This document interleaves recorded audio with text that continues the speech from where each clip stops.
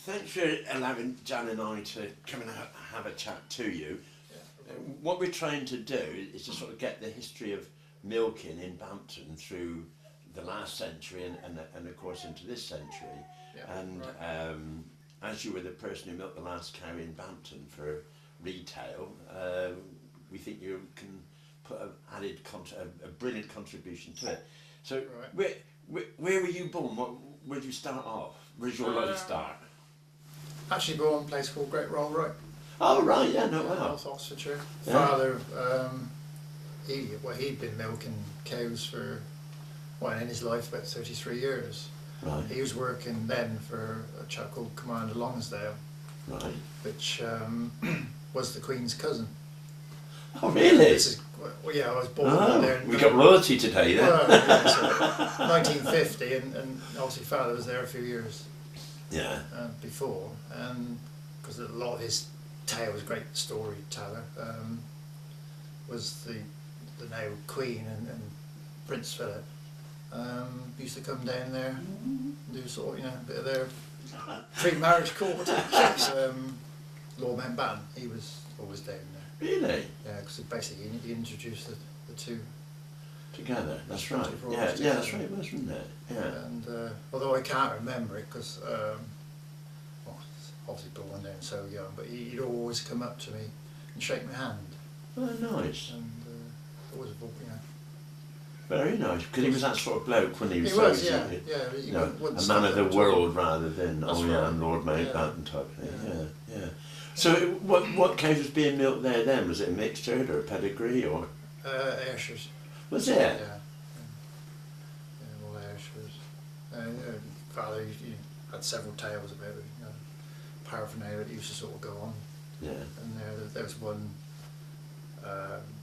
good sort of tale that he'd lead in, I presume in-calf heifers out of a lorry when they were all tied up in those days. Yeah. And led, I think, about 4 out, and he got them tied up. And the last one was in there, and Prince Philip insisted on having he'd bring the last one out. Of course, the last one was a bit excited, seeing his mates walk up the road, come to the edge of the cattle lorry and just leapt. As they do. Didn't touch the tailboard at all, and just shot literally straight up the road. And Prince Philip, he hang on to it. Did he? Yeah, and never let it go at all. Did he manage to put a foot down on the tailgate, or did he leap Well, from I the think top he had of to the leap as well. He just didn't let go of it. The mind boggles, Yeah, doesn't it? yeah. So, There's nothing more, to me, one of the best sights in my farming life was when the cows had been shut up all winter, yeah. and then sort of come the end of March when you've got a bit of grass out there and you're going to let them out, and they skip, even the oldest cows who can only walk at a snail's pace, well, they skip, kick their own legs up. It makes you all feel good. This is spring at last. That's right. It's always, even if you start thinking about, it's getting near turnout time, the old cows will start putting their heads up in the air, and perhaps somebody go chain arrow, just to smell that sweetness of the grass a little bit. There's that and snow, isn't it? If you've got the cows, will always be a bit funny if you're going to have snow. Yeah, that's right. And you let them out and they sniff it, put their foot on it, and then all of a sudden someone go have a bit of a dance in it. And, What about bulls? Was there any bulls with your dad at all, or was it AI all the way then? No, it was all natural service, all had bulls. Was it? Oh, brilliant. Yeah. Ayrshires can be quite nasty. I mean, when I had Guernsey, and then I had Frisian as well, and towards the end, Frisian was fine. I know there's still a dairy bull is nastier than a beef bull. Yeah. But Ayrshire's not too clever, are they? I don't think we have any problems with them. There was back in those days, I think before I was born actually, an uncle of mine was working with a tractor, and then he was in the field with I think there was a couple of bulls. Yeah.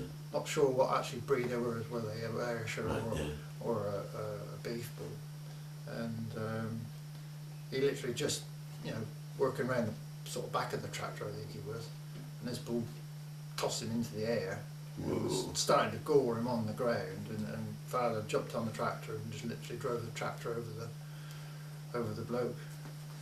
Really? Yeah, to save his life. Protect him, yeah. He was going. Yeah. I know this is round a bit early on in the take to what I really wanted to be, but as we brought the subject of bulls out, Jan has some photos of a chap by the name of Norman Savoury who used to work here, and this was at the time of the German prisoners of war. Oh, right. And there's a picture of Norman holding a bull, and Mr. Collins had a bull called Edgerly Barrecus, which was the Edgerly herd, which I got a feeling is out Foundon way, isn't it? I'm not sure, or whether it was Mr. Smart, I don't know, I can't remember. And another one was Elmwood Epicure, right, which was from Jenkinson's farm in Elmwood. Yeah. And one of those actually got at my dad and tossed him up in the air, but there was some fencing around the garden, the allotment across the road there, and it hit him under the bum, so that it didn't damage him, but when it hit him straight over the fence. He landed the other side. He was protected by the fence. Yeah. I mean, dangerous things. But, Goodness, yeah. I mean, but back where I first started, I started working for a chap called Samuel Mouser at Park Farm, Witney. All right, yeah. I don't know if you sort of know him. And just before I started with him, he was at a Frisian bull. Bought it from the Tame show. Right. Don't think it's the Tame show, it's the Tame cattle market. Yeah. Oh yeah. And the bull literally smashed the ring up. Well, I thought about it and said to me, well, I could have touched that bull, but he bought it and brought it home, and he was perfectly calm in his bull pen. Yeah. He don't let them, don't let bulls out sort of thing. Yeah. But, so with fear of upsetting Janet, I like a bull to a woman. You must never ever trust them. No matter how nice they are, you're not going to commit yourself on this. I think. But you must never trust them, must you? No matter how tame and how good you think they are, they can turn on you in a second. Yeah, I would probably say, tread with caution rather than go down your train of thought. You could get away with it. Yeah. So did you have bulls here at all? Yeah. I was just going to say there was a bull in the pen when I come here, a big Holstein bull, called Garson Mylin. Not sure where he come from. Put a cow in fine, and I could never get a cow out of the actual pen. So I asked Victor Smith, the old manager here, I said, how did the previous cowman get the cow out from the, away from the bull? Because they said, he just blocks the gate, and you just, he'd defy you. And I said, the cowman's just going to get a bucket of cold water, throw it over the bull, while he backed off shaking his head, really let the cow out. I thought, well, that's making the bull damn sight worse every time, Yeah. And, is that what you resorted to? No, I didn't. I just left the cow in there that long until the bull was totally fed up of the cow. Lost interest, and he was probably in his sleeping quarters because we had an internal gate, shut the gate.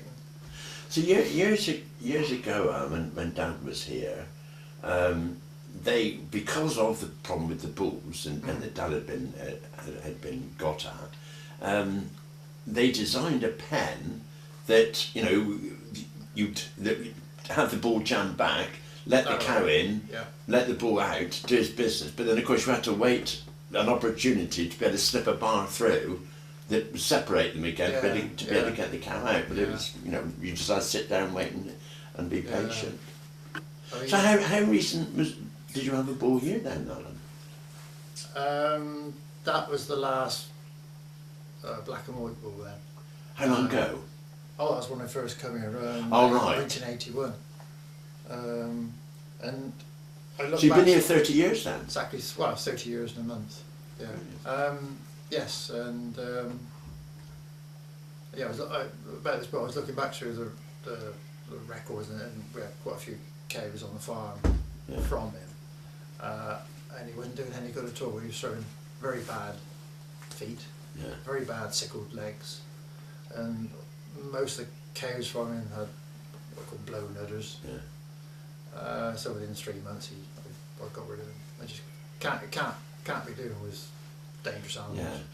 This is one thing that I think the discussion where you and I are going to go now is very important to the public, because they don't realise this. The phrase genetic engineering frightens people to death, and yet I don't know why.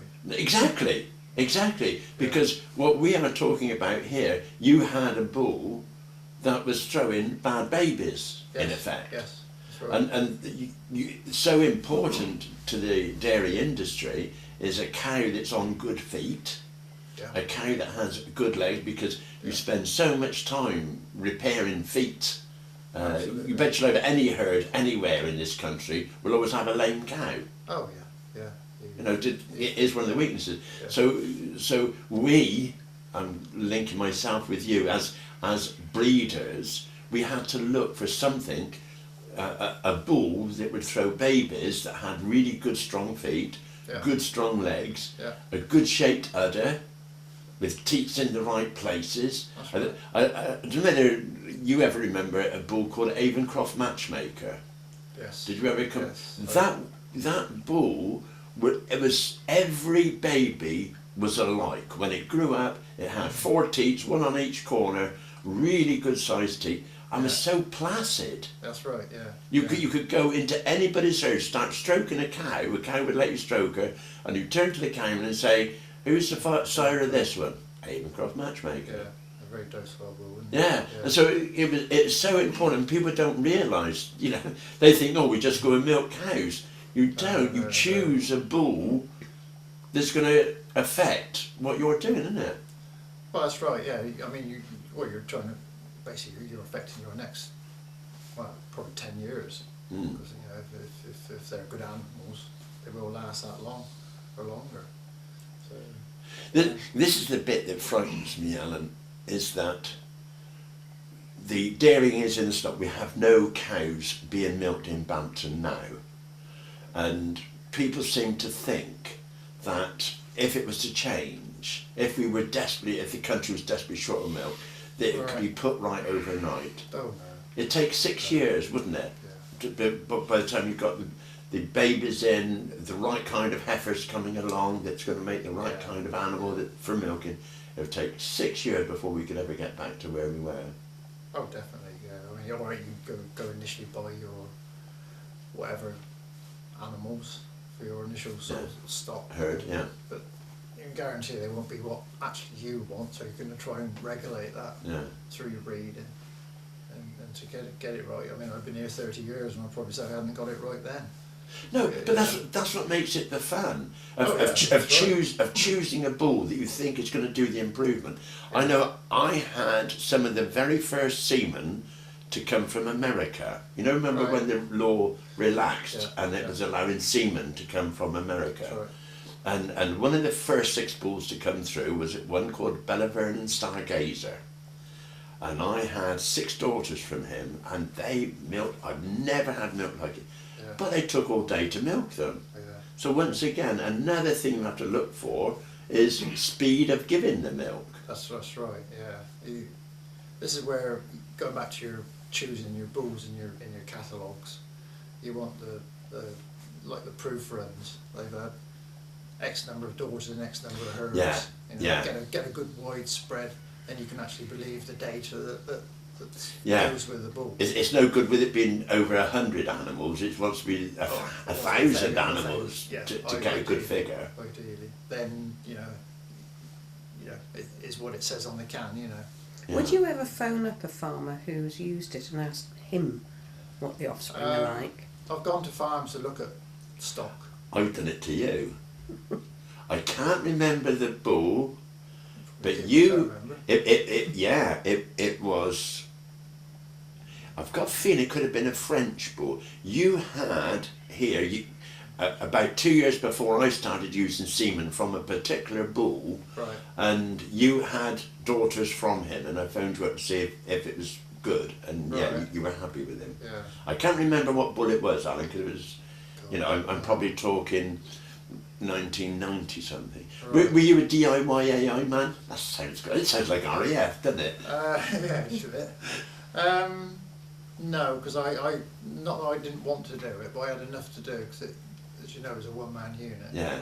And nobody else working anywhere around because it's totally isolated. Yeah. You had enough to do. That's what makes it. Would you painless, explain what Don just asked you? Because while the three of us know, most people won't understand Don's question.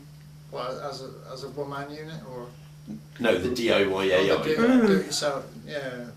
Yeah, basically you've got your own nitrogen flask with your semen straws in it, and you actually serve the cows yourself rather than have somebody come in Yeah. every day or when you required it.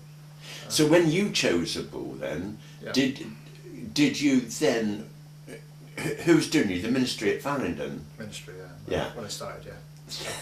About a year anyway. A quick aside on that one.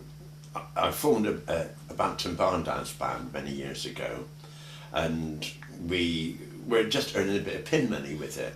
Right. And then suddenly we got an invitation to play for Swindon Civil Service Cricket Club. Right. And I thought, there's going to be some income tax men there, so we better register. So we registered the Bampton Barn Dance Band with the authorities so that we were above board. And when I got there, it was the AI men, wasn't it?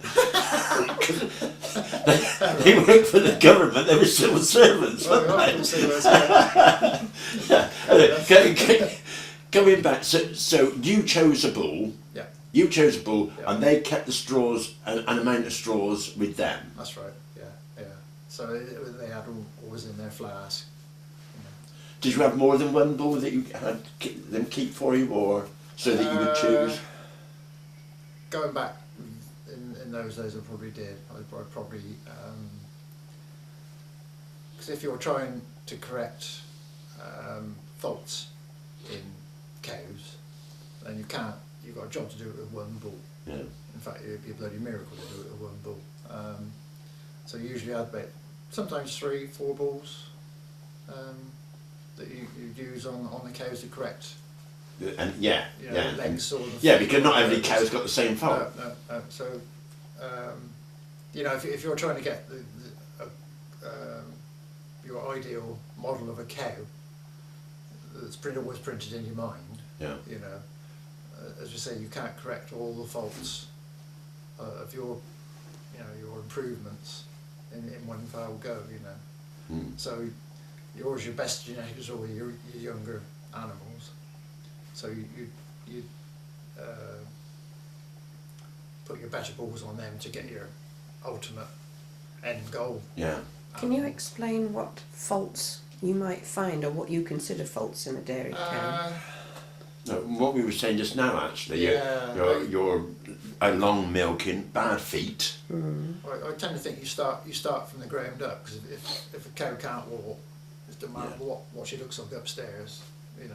Yeah, that's the point. You've got to get rid of it. So you Yeah. want, you know, excellent Feet. you know, good sharp feet, more or less a straight leg, not too sickled, because you know some of the old cows, you know, I mean, they used to be Yeah, bow shape. You know, 3 years, you know, they've had it. yeah. A good deep chest and a wide chest, which you know. I got a horrible feeling now, Alan, that people watching this are thinking you're talking about a woman. You want a woman that's got good legs, a good chest. Chest as in rib. Don't let him lead you astray, Alan. He's naughty. We get onto the chest bit, and then they come down to your nice, neat, well-supported udder. Yeah. That is so important, because the sort of amount of milk that a cow would be carrying in her udder, you really need a good attachment. Because Good strong ligaments. you could have well over 5 gallons in there. Yeah. You know, you're probably talking 60 pounds or so being hanging there. That's right. It's surprising that if you treat a cow for antibiotics, and you've got to keep the milk out. You put them in what we call dump buckets. And you go and carry that bucket to the dairy or whatever. And that's what she was carrying. God, poor bloody cow carrying all that milk, you know.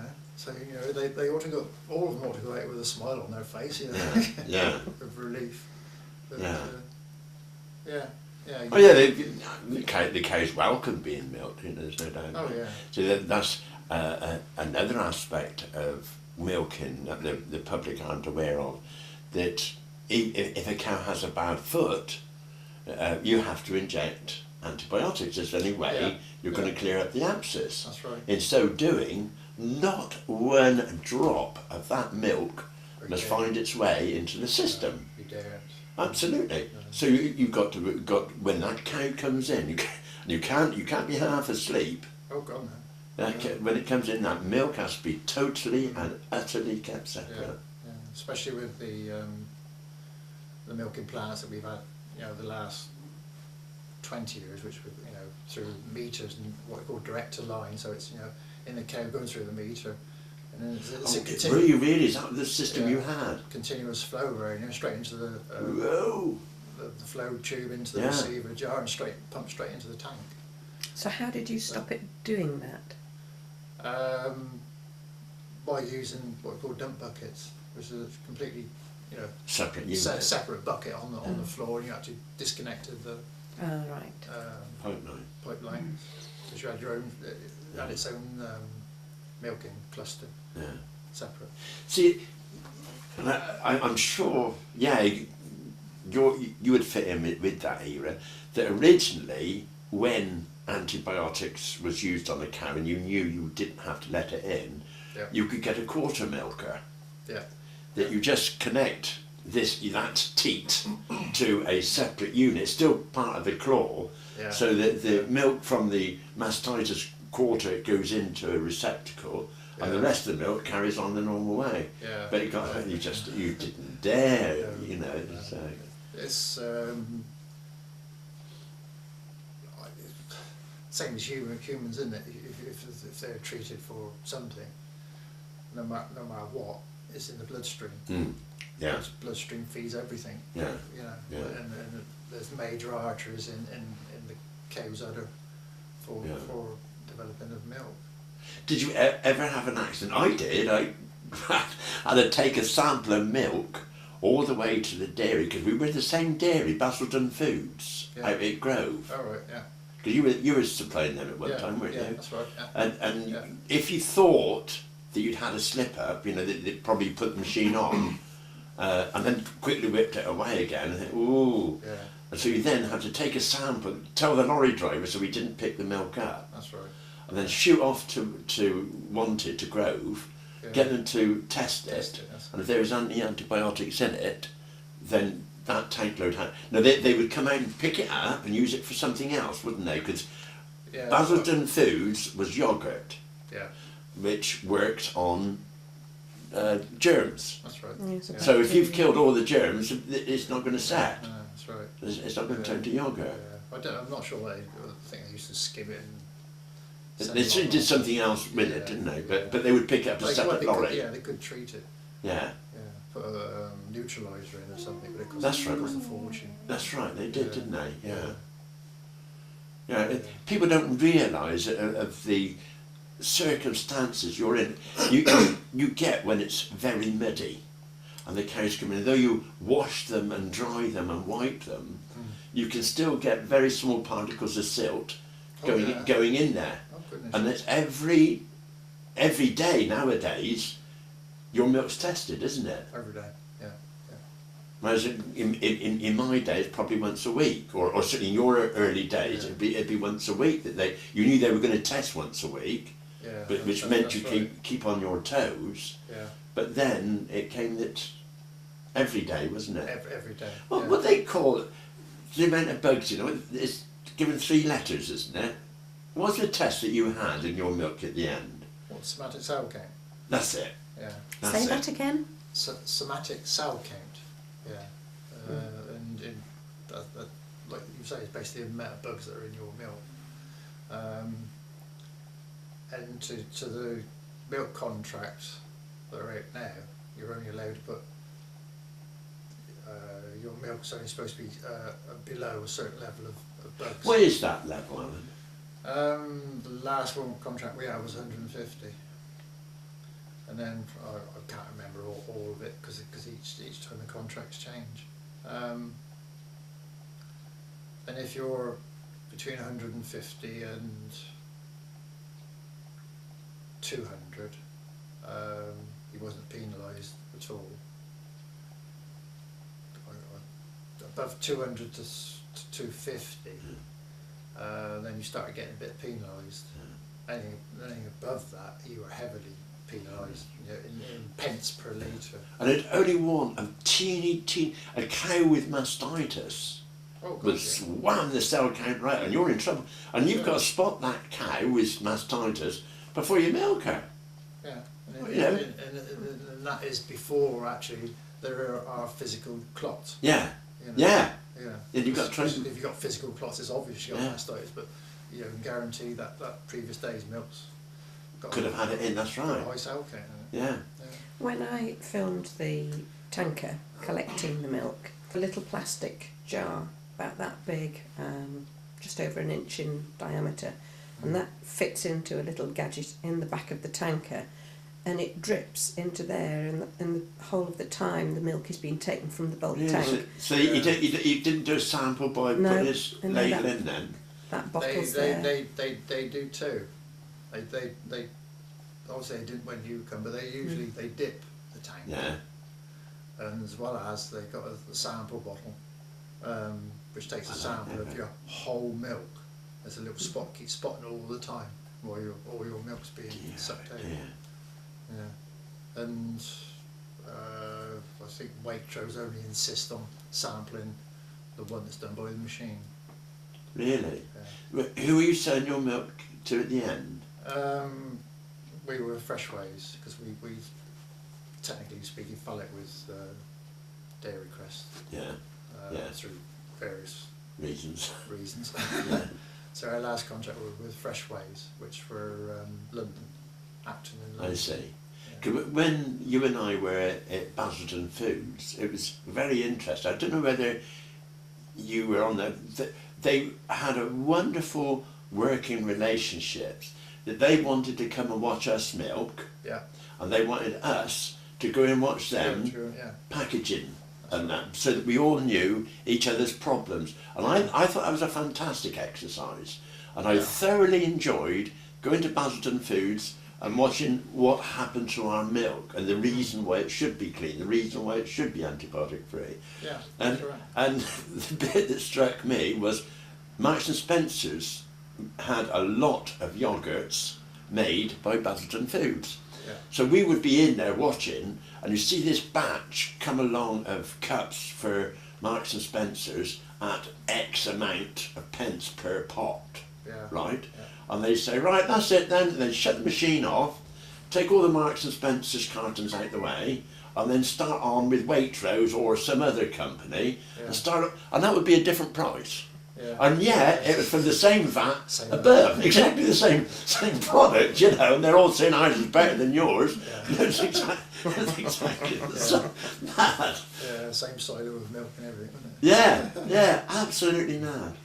But the pressures that I was under, and I've been packed up 15 years now, 14 years, and it's still the same by the sound of it, then, Alan. I think it's probably got a bit more tighter because you can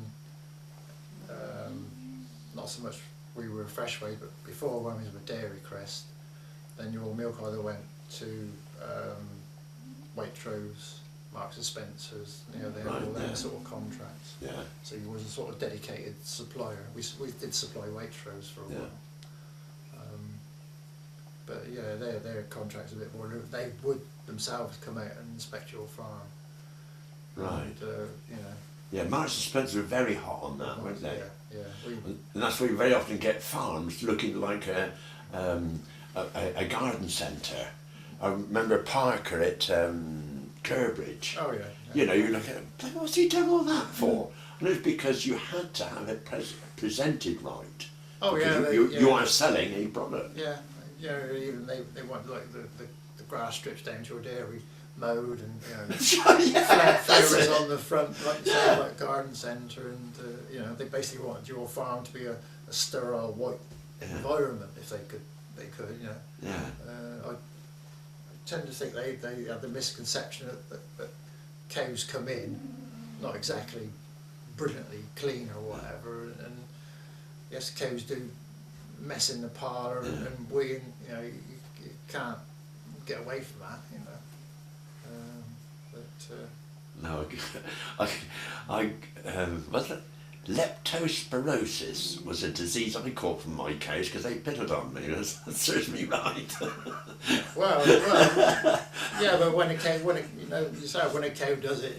Yeah, because you're down there and the cow's backside is above your head. They tend to wee on some of the metalwork, which keeps them restrained. So they don't just fall straight down. It hits the metalwork and that's right. Everywhere. Yeah. People don't realise how we were used to working in the milk all the time, and we were always in it. Yeah. Well, we had some inspectors come and wanted to watch me milk once, going back a bit, and I think they were horrified at the cow weed in the parlour. Yeah. I mean, they shouldn't shot out the way. Yeah. But they just come out flabbergasted. Where you been living all your life? They thought the milk come out of bottles. And Mary had exactly the same when Mary first set up with her bed and breakfast, and she won the AA Farmhouse of the Year award. Right. And we had somebody from BBC 3 radio come out there, and at 6 o'clock in the morning she came down the milking parlour to watch me milking. Right. And then when one did exactly a cow weed, and she had to shoot out with all her radio equipment, recording equipment. Yeah. And when she presented the programme, she said, I did realise in the end that cows give more than just milk. People don't realise that, do they? You can't have a sign up outside saying this is not a toilet area. Wait till you go outside. Did you ever have school children and that come watching at all? Not this farm. I did on my previous farm. Yeah. It was in a little village, and we had the village school come. Yeah. And, I think that's so important, don't you? Yes, yeah, because they're. Well, you so have a lot of children nowadays. I don't see cows out in the field to start with. Cow comes from a bottle. Yeah. From a shop. Yeah. End of. Yeah. This is the sad thing in the stories that we are trying to do for Bampton Archives. It is the fact that when my dad brought us, it was Mr. Collins that actually brought us to Bampton. Yeah. There was 14 farms in Bampton, and 13 of them produced milk. Right. Yeah. Because there was Townsend's, which is Castleview Farm, right opposite what was the Elephant and Castle there. Oh, right. Son of Townsend was Morris Dance Clown. Right. And the Townsend family, go back many, many years. And we had seen a picture with loads of churns on there. We couldn't work out what it was, but we have found out that they did have one house cow, though they kept pigs mainly and had a coal business. They did milk one cow. Okay.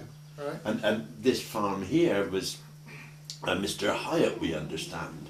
Well, the Humphreys family, Iris Humphreys was indeed one of Bampton's councillors.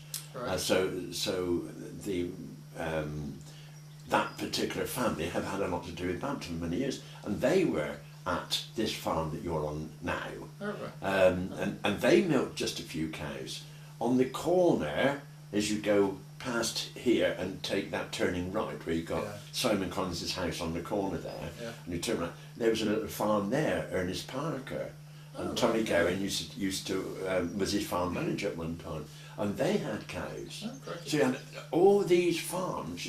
The next farm down here was Home Farm, which is now called the old farmhouse. That was a herd of Lincoln Reds.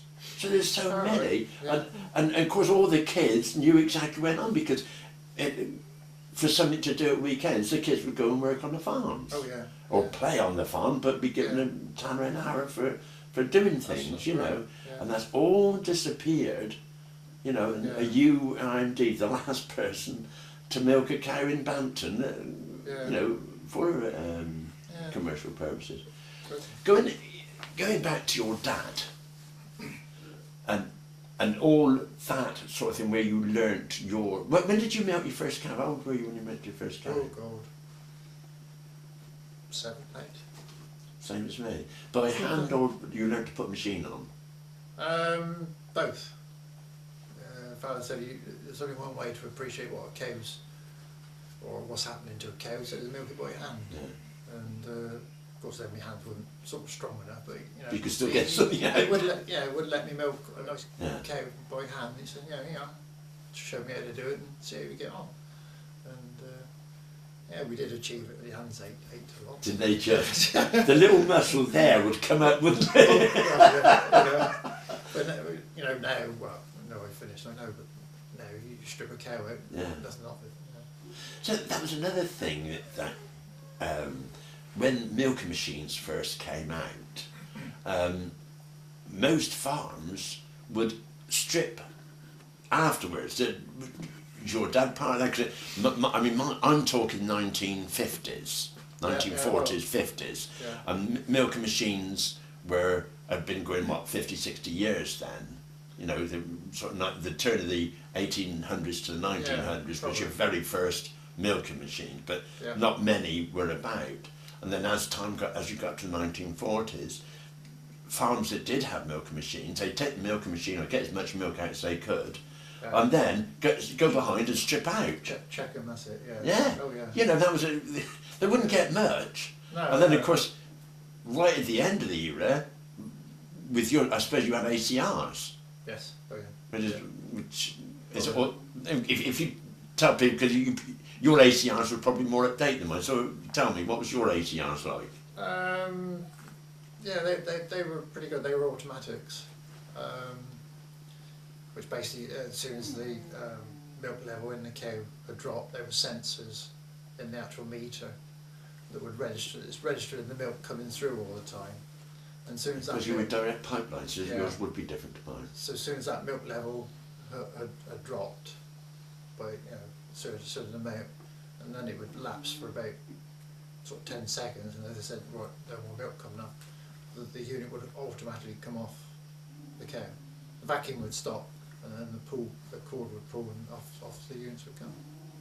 Yeah, so there was this whole difference of the spectrum that in our father's days, they were after every ounce, every spot of milk they could get out of a cow, and at the end, because I was on automatic cluster removal as well, and that, like you're saying, that as soon as the flow stopped for a short period of time, mine was a float. As long as the float was floating with the milk coming through, it was all right.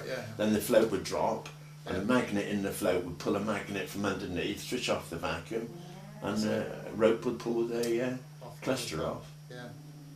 Big changes. Fascinating, Isn't it? Well, it's like in your father's day and my father's day, cutting corn. They would actually go in with a scythe and cut round the crop before a tractor went in, because a tractor would have run over the corn. That's right. And you know, so every bit they learnt not to waste. Yeah. And I think that's one thing that the kids today could learn from is not wasting. Not wasting things. That's right. Yeah. What about tricks of the trade? Because I didn't learn, and I've written about this in the Bampton Beam actually. What worries me is that you will be moving on, and I doubt if you're going to go back into milking. No, I've done my... You're right, yeah, and that's exactly how I felt. I've done my apprenticeship. yeah. So, and of course, there isn't the amount or the enthusiasm in the country to go to milk cows, because in the end they're going to ship it from abroad, and I think that is absolutely terrible if they're not already. Yeah, well, they are bringing it in already. Yeah. See, in my day there was no such thing as long life milk. No, milk went off in 2 days. It's fresh and it's fresh. And That's right. That's right. Yeah. Whereas the milk in your fridge now stay there for nearly a week. Yeah. Type of thing. So that does enable the country to import, which of course is the worst thing out, because one thing this country can do well is produce grass and produce milk. Yeah. Yeah. But going back, I didn't learn this till 1964, 65, and I've been milking cows from 1954. I had responsibility of a herd of Guernseys down the road there. All right. And I was 17, and I had control of it. But my dad had his own methods of dealing with a cow that kicked, Yeah. right? Yeah. One of them was to get a brick and smack them in the back and make them sore so they wouldn't want to move. Absolutely terrible. Another one was tie their legs together. So usually they kick with both legs. Well, yeah, they kick themselves off the ground. But I don't know whether you've heard of this one. A chap come to work for us from Norfolk, and he come in and he says, I got his cow's legs tied. He said, what are you doing? I said, no, she kicks.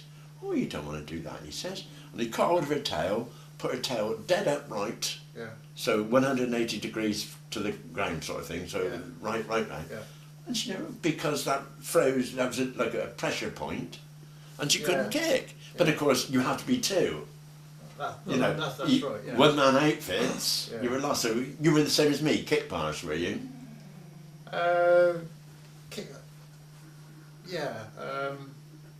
Coming back onto breeding, when, like Yeah. you said, the first artificial straws come from America. And Yeah. there was a slight noticeable change that animals were a bit quieter, Placid, yeah. more placid.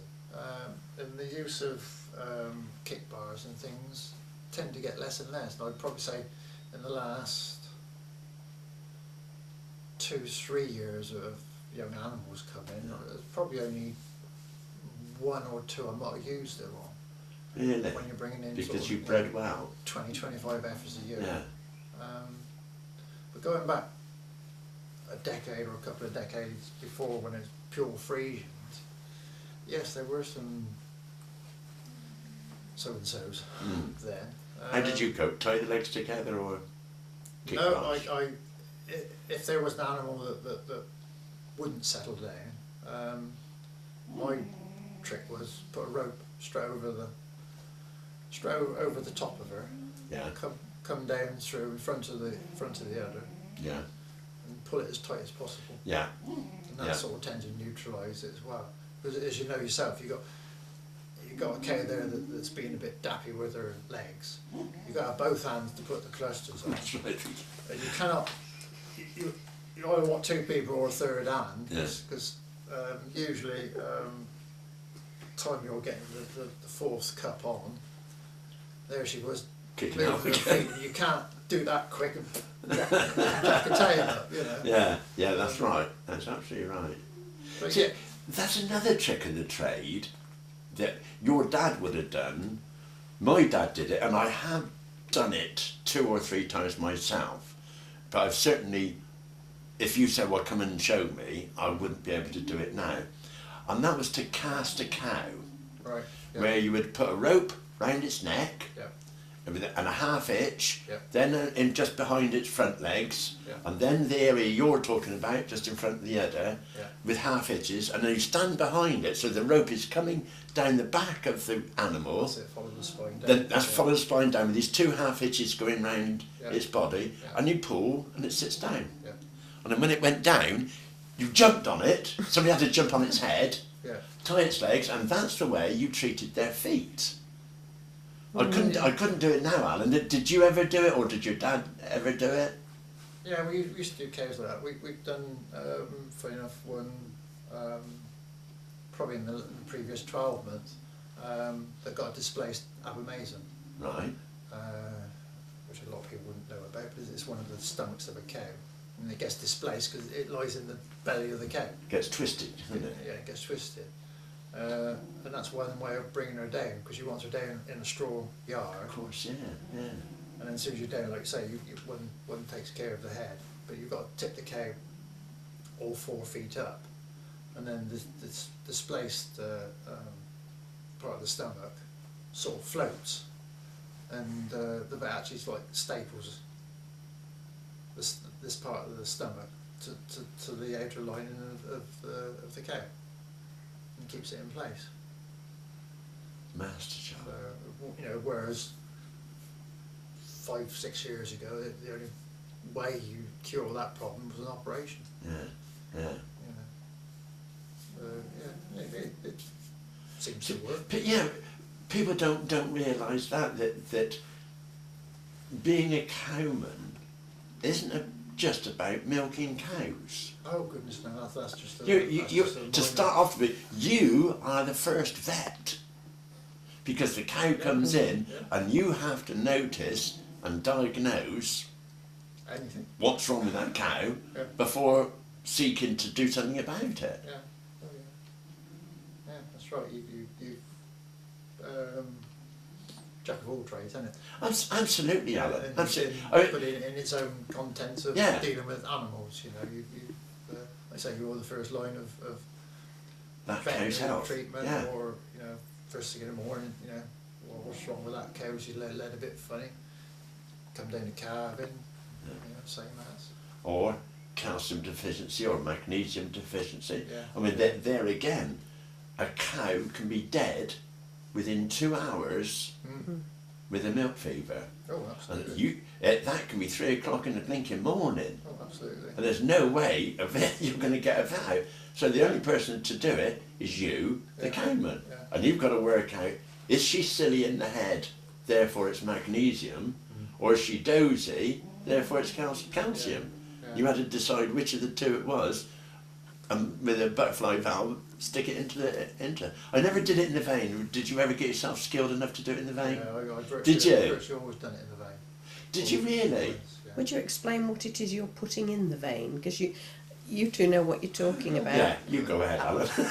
you I- did it more recent than I have. I do as well, but of course, Yeah, if someone's going to listen, Cow that have hypocalcemia, which is basically a shortage of calcium.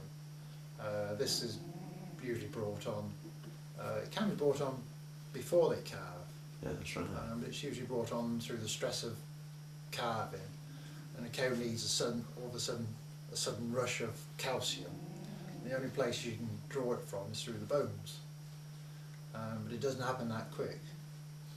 So you have to intervene with giving them like a saline solution of calcium.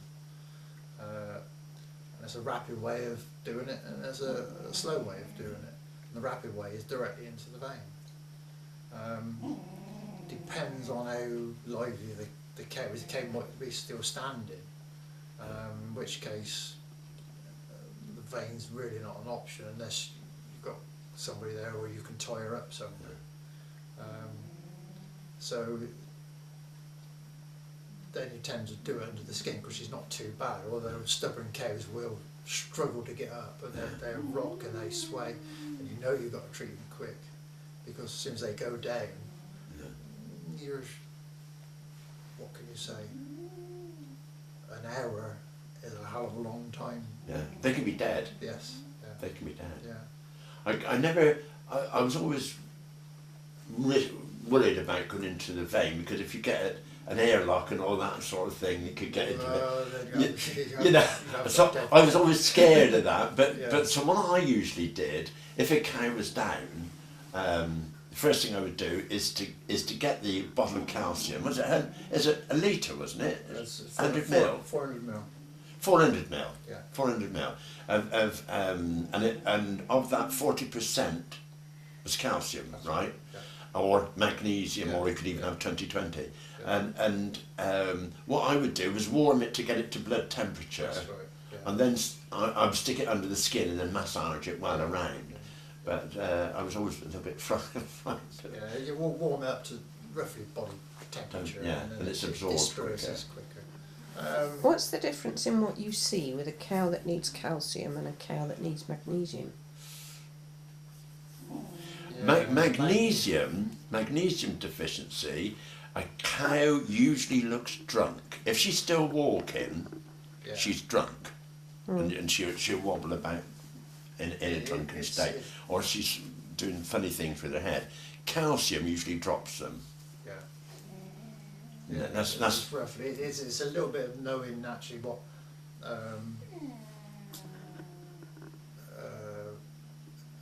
So how a cow is as regards her gestation period. If she's dry, just coming out that's the calf. true. That is very true. You can be fooled either way. Yeah. You know. Yeah. But the main thing is going back to treating calcium as a magnesium deficiency. Magnesium you must not put in the bloodstream because you will kill the cow. Right. Yeah. Whereas that's got to be a very slow absorption. Yeah. Which you've got to put under the skin, no matter how bad the cow is. Yeah. It's just got to go under the skin. If you inject it into the blood vein, then pop them off. 400 If a mil. cow has suffered like that once, is she likely to do it again next time she calves? Calcium tends to be in the older cows.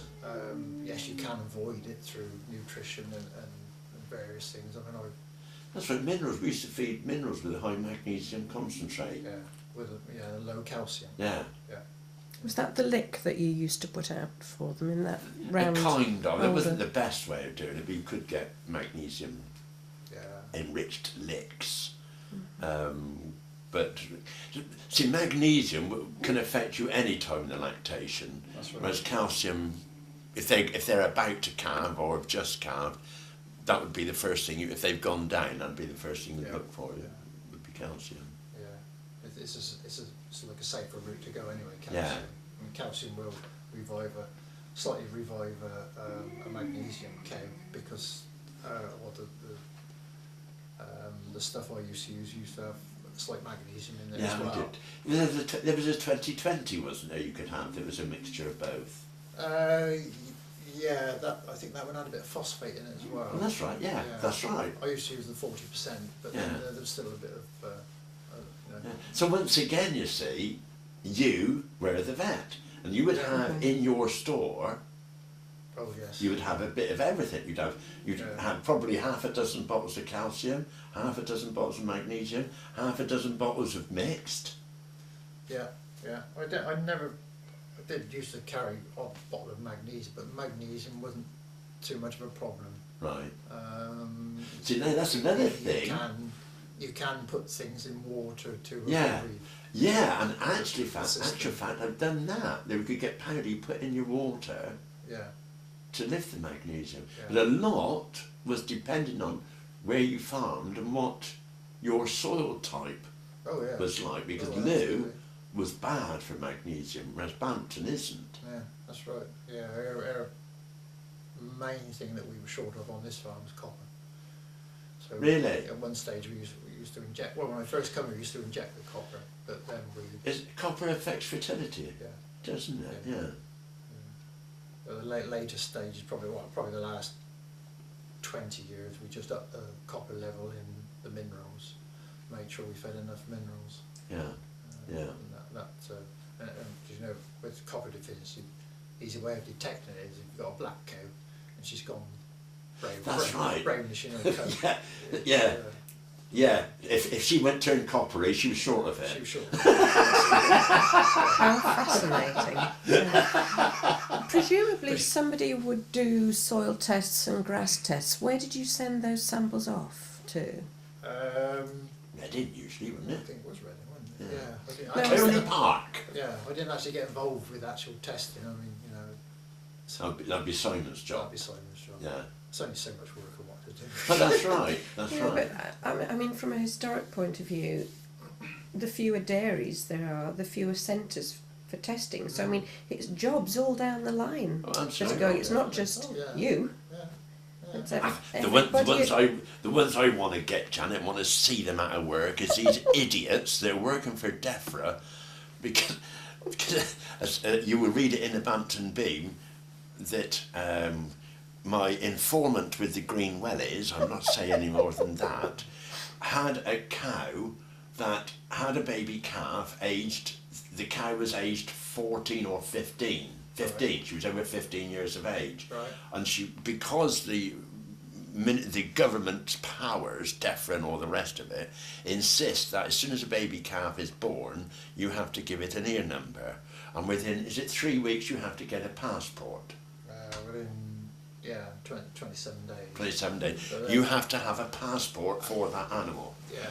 And you can do it online. So my informant in Greenwell he did no more than went online. And the computer said, he put in the computer the ear number of the mother, right. And it come up, this is impossible. This cow is too old to have a calf. And my informant said, well, that can't be, because I know the cow, I've had it for 15 years or whatever it is, and she just had a baby. Yeah. Do you wish to proceed? Yes, I do wish to proceed. So he pressed the button, proceeded. Within a couple of weeks, he had DEFRA demanding he got all his cows in, because they wanted to read all the ear numbers. Yeah. They couldn't believe that what he was trying to tell them. And so this woman spent from 9 o'clock to 4:30 going through all his books, all his details, all his ear marks, and absolutely everything, and had to physically check the animals. And she went home without finding anything. But he is still worried that he hasn't done something right, and they'll stop his payments. That's the people I want to see out of work, not the people like Alan who's producing food. Sorry. Sorry, Mr. Cameron. But yeah, I feel very strongly. Who don't understand what they're doing. I don't think DEFRA do. Have they ever? No. But once again, the whole industry will be shutting down, because, as Alan's just said, if you had a baby calf die and you want a post-mortem, you weren't happy with it, then you would take the carcass or parts of the carcass to Coley Park. Yeah. And they would tell you exactly what this animal died of. Yeah. And so you could look out for it. They can't do that now. If you've got a cow died and you want to know what's wrong with it, a vet can't do the post-mortem on the farm. Really? No. Really? No. So who takes it? Well, technical area, they sort of could, but what they got to do is put everything back into the cow, stitch it up. Be a nice, neat job. Yeah, right, yeah. Before they will. This cow should never have died. Before the lorry will take it away. See. Oh, stupid. Whereas, so years ago, or perhaps we didn't have the cow post-mortem on the farm, we'd have it done at the kennels. Yeah. Take the cow to the kennels. That's right. That's right. See, there again, you're dealing with people who probably haven't got the qualifications, but they've got the experience. Yeah. And they would open a calf up and say, well, he died of that. Yeah.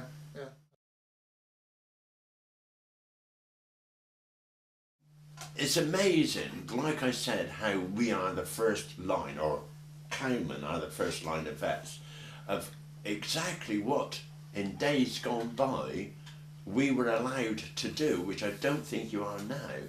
One was antibiotics. Are you allowed, can you still, in your last days, were you able to go to your vet and say, I want some of tetramycin, or I want some of this? Yeah. And could you keep it in your store, antibiotics? Yes, pretty well. I mean, there are certain drugs that you were never allowed, or there's only a qualified vet are allowed to do, because of what harm they will give to you, or if they got into the wrong hands. But general antibiotics and certain things. Well, what's the drug that makes the cow ovulate when you've got a cystic ovary? Yeah, well, there's several. The Prostaglandins. Right. Were you ever allowed to use them? No, you're not allowed to try them on the farm. So. Shh. I was. I don't realise what an intricate job the cowman had. It just was not milking. No, that's right. There was so much. It was diet. So, see, in the early days, dare say your dad did it. Certainly, because I'm that bit older than you, I did it. was mixing your own rations, Yeah. which isn't allowed today. No, that's But we right. used to have our own mill, our own hammer mill, Yeah. grind up so many hundredweight of barley, so much of oats, Yeah. and then we would put in mineral salts and cottonseed cake and all this sort of, yeah. all sorts of things. Make up your own mixture, Yeah. which was a lot cheaper than the bought-in product. Did you say you can't do that now? No, how long is that? 15, 20 years? No, it's more than that because it's... Why on earth can't you mix the feed for your own cows? You have to have a licence. What, from people who don't know anything about milking? Yeah, basically. That's DEFRA. That's of course what DEFRA's all about. In a sense, we got away with it here a little bit because we had a pig unit, and Simon had a licence to mix food for the pigs. Right. Right. So we, although we never actually did sort of mix, but it comes down the line of mixing minerals with feeds. Well, that's what the Witness farmers couldn't do. Well, And that we've been doing since the year dot. I don't know where it could go back onto an old series. They reckon all farm workers are a load of bloody idiots, I suppose. But I mean that's all it's all down to. They're saying you couldn't put. I don't know why, because minerals weren't licensed, but you couldn't mix foods on a farm. Or you weren't allowed because we had a mixer wagon. Yeah. And we put in all, you know. Yeah, we did at the end. From, Yeah. the two silage maize and grass silage and Yeah, that's right, maize silage and a bit put your, of hay and a bit. or, you know, your whatever in, your bit of wheat and various other products, and we had to have a licence to do that. And then you come out and inspect and want to see your buying in list of products, you know, and was that coming from a licensed supplier, yeah. suppliers and thing, and that supplier had to be licensed, you know, and they wanted their license number and Oh, God. dear, oh dear. How have Josh. we got to a stage where we've got office wallers telling professionals how to do their job, and even going down to making another silage pit down at Backhouse, and somebody from an office said what mix it had to be, and the driver said, that's no good, it'll crack, but you had no choice, and it cracked, and it had to be done again. A lot of silly rules comes out of EU, doesn't it? Yeah, Brussels. absolutely. Did that have anything to do with Simon going out of milk, the E EU? I don't really know. I think it could be family. Yeah, but so basically we need to talk to Simon Yeah. about the reasons for going. Yeah. An interesting thing that's in today's paper, and I feel so strongly about it. And in fact, today's Daily Express it's somebody that's on my side of the argument, and that is badgers. All right. Years and years ago, one of the first TT accredited farms in this area was what is known as the old farmhouse. Right? Yeah. Home Farm Weald Yeah. had one of the first TT attested. I think the attested bit was where you'd gone more than 2 years without a case of TB. Yeah. I mean, TB was prevalent in the 1940s. Yeah. And gradually, it was every farmer's ambition to get TB. You had, I think, something as much as twopence a gallon, which was a lot of money in those days, twopence a gallon extra for TT. In other words, you had no reactors for 1 year. And if you were TT attested, where you'd done more than 2 years that you hadn't had a reactor, it was 4p a gallon of milk, bonus.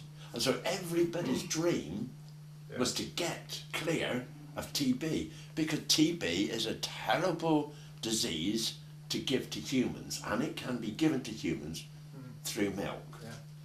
And nearly, in the end, this country was pretty well free of TB. It was. Yeah. And then this new badger law come out. What's your take on the badgers? Well, there's no doubt the badgers are one of the main problems. I mean, you can get TB from deers. And there's plenty of those sort of roaming about. My opinion on the badgers, they're not solving the problem, dear government. There's a very strong case that badgers are causing the TB in cattle. Badgers are getting a bit more widespread throughout the country. There's still areas that they're not quite sort of moved to.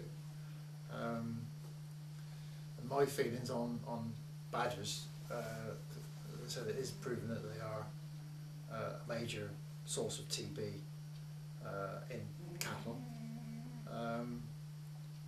I'd really like to see the government basically take off the protection that a badger's got.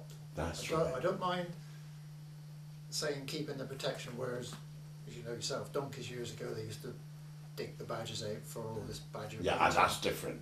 Yeah. No, I'm dead against that cruelty. I think if they took, the government took the restriction off of the badgers, or protection off the badgers, and basically let the individual farmers, if they're on their land, deal with them themselves, I think you would find there would be a rapid deterioration in the amount of TB in cattle. So what the public cannot argue with is that you have a look at the number of badgers, and they started off in Wales, more and more badgers, the West Country, more and more badgers, and it's worked from the west across to the east, and how interesting that the incidence of TB in the dairy herd or in cattle is following that line, exactly the same as the badgers. Now that's not coincidence, Alan. That's right. And a bit, like you're saying, the badgers aren't protected, and yet cows aren't. Yeah, and the government are quite happy. Yeah. In a sense, in the right to do all the testing they do, Yeah. and take out reactors. Yeah. If you're not Getting to the cause. treating the cause of the Yeah. problem, you know. Well, what annoys me is that they've done a survey on the general public, and something like 60% of the general public think that the badgers must stay protected, there must not be a cull, Right. but they want thousands and thousands of cows culled when cows are producing beef and milk. Yeah. Whether it's an anti-farmer thing, they think, oh, blinking farmers are making money because they're producing milk. Yeah. But hang on a minute, that milk feeds our nation. Well, this is it, isn't it? You know, and people are saying, oh yeah, let's protect the badger. Well, what's the badger going to give you? Because you can't kill it to have a badger fur coat or a fur hat. You know, it's absolute madness. It's where general public wants the best of both worlds. Yeah. And until there is a time where there's going to be a shortage in food, right? Until then. Which When it's not far away. Well, it is, isn't it? Because the populations, it's not just UK population, but world population. We're talking, and well, I don't honestly know. So I mean, there's a program on, I can't remember what it was, in last week, where what the chap's name is now. But basically talking about the deterioration of the wildlife on countryside then, right from birds to butterflies and everything. And the way he was talking, he wanted every acre of land turned back to wilderness. Right? Fair dues, alright? But what are you going to do about 2 weeks down the line when your country's run out of food? Yeah, that's right. You cannot take from one hand. It's probably those people are in jobs where they got a nice lot of money and they can go and buy stuff that's been imported from the EC or something, and well, yeah, but it's mad. It's just not thinking, and that's why I'm so pleased that more and more people are asking for allotments. Yes. That people are realising, hang on, the way out of this economic crisis in this country is to produce ourselves. Yeah. Well, I mean, this is how it was, wasn't it? Back, I don't know when it first probably started, probably just after the war, when they started building houses, so everybody had a fair bit of garden. Yeah. They don't now. Well, no, because your garden's two other houses now. Yeah, that's right. And, or stack of flats or whatever. Yeah. So Yeah. And coming full circle now, what's your feelings that your career as a herdsman is over? Something that's been forced upon you. How do you feel?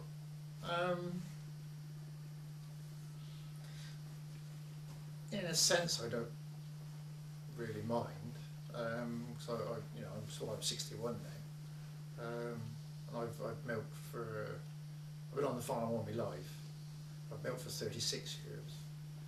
So I think I tend to have done. I think I've done for my Queen and Country. Yeah, I've done my and milk. apprenticeship, and I'm looking to do something slightly different. Yeah. In the last few years, just to wind myself down, because as you know yourself, with anything with animals, especially cows, it's 7 days a week. Mm. Your Your day social off, life, everything. well, that one, works. Everyone asked you about social life. Mm. As you know yourself, something's going on in the summer, and if you had to drive to it a few miles, well, you didn't go because. Do you know what, Alan? That is exactly what got to me. My eldest grandson was a brilliant cricketer. He actually won a scholarship for Millfield School in Somerset, and he was brilliant. And because of my involvement with farming, I wasn't allowed to have time off to play cricket. Because cricket was a Saturday, and that was the time when Dad wanted us all working to get all the crops and that in. Yeah. And so I basically lived my childhood through my eldest grandson. Yeah. But he was a damn good bowler. I mean, he got to county level and he had trials for Gloucester, Northampton, Somerset, and he got to county level, and I would probably go out somewhere in North Oxfordshire watching him play cricket. I've got to get back from milking. Drove back to milking. Yeah. That's the time that he probably went into bat. Yeah. Dimmy milking, shoot back there again, and he was out. You missed it. What was your highs at being a cowman, and what would you say was your lows? I don't know if there was any strong sort of lows, in a sense that one an odd low would be, apart from what we just said about weekend working and children in the summer,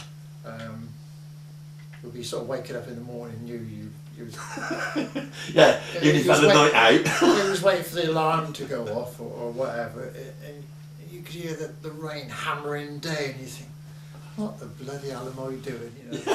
Why? And you come out and you get on your bike and you'd be bloody drowned before you go up to work, and I mean, sometimes it used to be that way. Well, when you start mill, you take your trousers off and that, hang them up in the engine house because they dry out time you finish milking. Just working you sort of, your pile of trousers. And that highs were always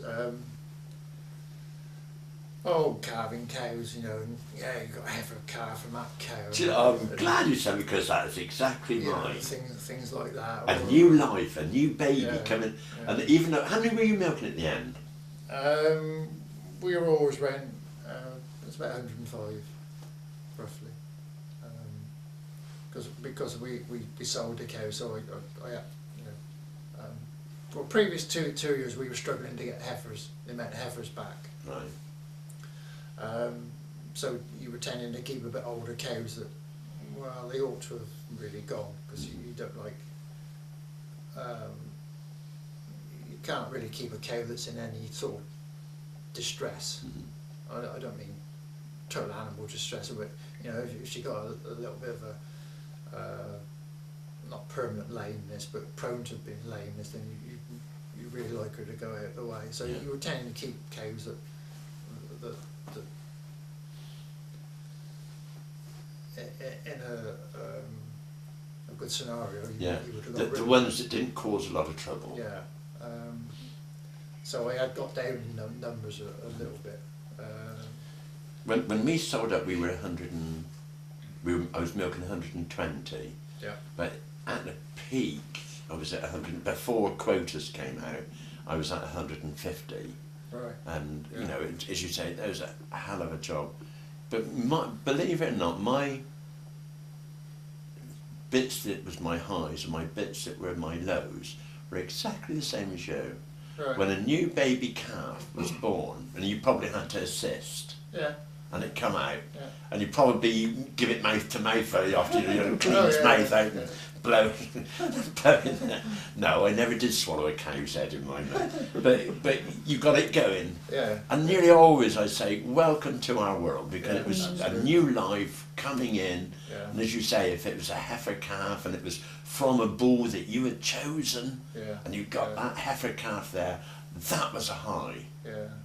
But and again, like I was saying, and I'd like to say it again now, that you took time to choose that bull. You then got the cow impregnated with that bull. That, in all of it, a cow takes 9 months, that in all would have taken a year. Yeah. That would take 2 years for that cow to grow up and have a baby calf. Yeah. There's 3 years. Yeah. It then's going to milk its first year. There's 4 years before you know whether you made the right decision in choosing that bull. Oh, absolutely. Absolutely. It is a science, and it is a lifetime application. It comes back to choosing your right bulls to start with, but then you're unless you trouble is a lot of say bulls coming from America or Canada and that you obviously can't go and see them. So you go on the guides of the brochures, and this is where you come back to looking at the proof runs of it and the spread of them, which is thousands of animals in thousands of herds, which that proof's about 99% true. So you've got a good chance of getting what you require. In my social life, I have quite a bit to do with city councillors in Oxford with the twinning. Yeah. And I was discussing with a female councillor once about how you choose these bulls. Right. And I showed her the brochures that we get. Oh, yeah. And I had her believing I would go to a cow, flick through the pages and show her the bulls, and if the cow's ears wagged, I knew that cow liked fancied that bull. But she believed it for a little while. But doesn't that just go to prove how people outside of animal husbandry know what have go on? Absolutely no knowledge. idea. Yeah. Well, I'm hoping, Jan, that Alan and I's chat this morning will have covered that and will give people a bigger insight into what went on and shit went on. And if it's any consolation, Alan, I was 59 and 9 months when I milked my last cow. I was 59 years, 9 months when I milked my first cow. And somebody said to me, well, what are you going to do? And I said, I don't know, with retirement. I said, I haven't a clue. And somebody said, well, you always what you want to do is what you've always wanted, anything you always wanted to do. And me, as a stupid idiot, wanted to drive buses. Right. So I signed on at Enstone, passed my PCV to drive buses, had a mate in Farringdon who I used to teach weightlifting to, phoned him up and said, I've got a PCV, got any jobs for me? He said, yeah, he said, I'll give you a job. And I was doing a school run with school children. Wrong, Alan. Don't go down that one, will you? Alan, thank you very, very much. We wish you well. Yeah, okay. You're the person who had milked the last cow in Bampton. Right. I don't know who in the hell the first one was, but I think you go back many hundreds of years. But you were certainly given us a wonderful insight Right. into the intricacies of what goes on. I hope that people, when they see this film through, will think, blimey, yeah, farming was intricate. It was a very clever job, and it was not just clever technical, it was understanding your animal. Thanks ever so much. Oh, definitely. Oh, yeah. Yeah, thank you very much. Yeah. I think one good thing that's coming up nowadays is people are opening their farms Yes. to the public. Yeah. So we can see it it. could be one way of getting the public Yeah. back into knowing what goes on in a farm. But there again, you see, Alan, brings me to something else. There's two things. One, yeah, many years ago, when farmers had to start diversifying, some people actually built viewing galleries in their milking parlour. Yeah. There are a few in this county where you can go and watch the milking. It's designated time where you can go Yeah. up into Yeah. a gallery and That's right. and Look look down. down on it. Yeah. But the one thing that us farmers, we are men of the soil. Yeah. We are in it up to our next 90% of our life. Yeah. And we have a built-in immunity, right? They have these farms round London, Kent. There was one last October time where E. coli broke out. All these kids Yeah. visited, Yeah. and they had some of the kids contacted E. coli from this farm. Yeah. And the problem there is, I don't blame the animals. No. I blame the way we live is so clean, is so sterile, That's right. that the kids That's right. have got no inbuilt immunity. And Yeah. that is sad. So I do wish the public would let their kids get dirty, let their kids experience camping, Yeah. going out in rural areas, loving it, roughing it. That's right. Cut this out. Of course you cut this out and you got a bit of dirt in it, so what? Yeah. Because the way we're going, the first little scratch and you'll be in hospital with some sort of disease, and that's tetanus sad. and things like this. Yeah. Well, I don't think people let their little kids go out and Just play. make mud pies and That's right. you know, Right, yeah. Yeah. things like this, Yeah. and pull up a carrot out of the garden And and eat scrape the it. red dirt Yeah. off and eat it straight away. You know. Yeah, absolutely. And yet, you see, if you go back right to the times of Jesus, people were milking goats. Yeah. Yeah. They were doing things with the soil. Oh yeah. And some that you and I have kind of, though it's altered so much, it's altered so much between me and you, our eras, you know, that's I've been out of it now for 14, 15 years. It's altered that. And it would go on altering, but you would never get away from the basics. No, that's right. And the most beautiful example, of a good friend of mine, he was talking to a colleague, and his colleague was going on about his children, how clever his son was. He could do this with computers, he could do that with computers, he could email, he could do photographs, he could do films and all the rest of it. Right. And my mate looked him out in the eye and said, yeah, he said, but can he kill a rabbit? And that, when you think about it, you can have all the computers in the world, but if you're stranded on your own, and you've got wildlife out there, the only way you're going to survive is not by Googling how do I kill a rabbit, because you probably know electric. You'll go out and you'll know how to catch the rabbit, kill it, skin it and eat it. Absolutely. Yeah. Yeah, Very lovely. true. All right, Jan. Fabulous. Brill. Thank you, Alan. Thank you, That's Alan. wonderful. Yeah.